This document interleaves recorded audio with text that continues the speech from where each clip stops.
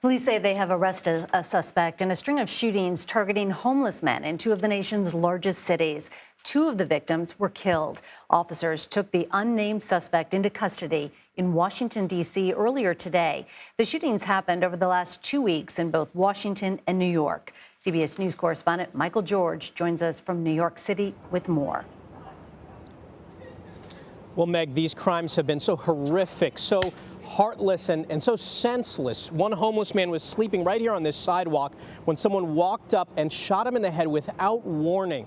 And early this morning, federal agents say they caught the man responsible.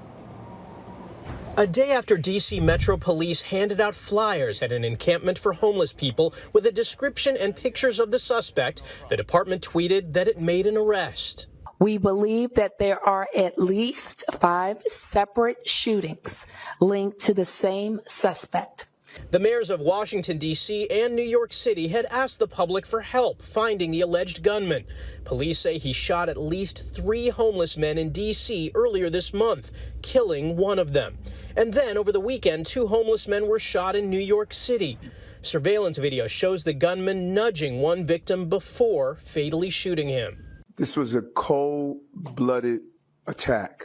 He looked around, he made sure no one was there, and he intentionally took the life of an innocent person. Here in New York's Soho neighborhood, where one of the deadly shootings happened, there's a sense of relief now that there's been an arrest. It's good news that they caught him. You hate to see things like that happen. There's relief, but, what do we do now with the homeless? How do we protect them? Forensic experts have confirmed the same gun was used in all the shootings.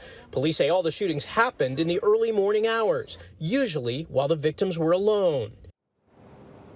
And we are awaiting additional details about the suspect. D.C. police did say that they arrested him while walking on the street, but at this point, very few details about him. Meg, Jim? Michael, as you mentioned, very few details about the suspect, but what are some of the most pressing questions that remain about this string of shootings, and when do you think we can expect some answers?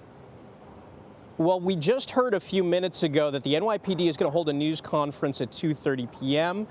D.C. Metro Police are holding a news conference at 3:30. The biggest question, of course, is the motive. What possible motive could there be? There was no prior contact, as far as we know, between these victims and the individual. He just walked up without warning and shot them. So that seems to be the big question that everyone's trying to get answered right now. Michael, thank you.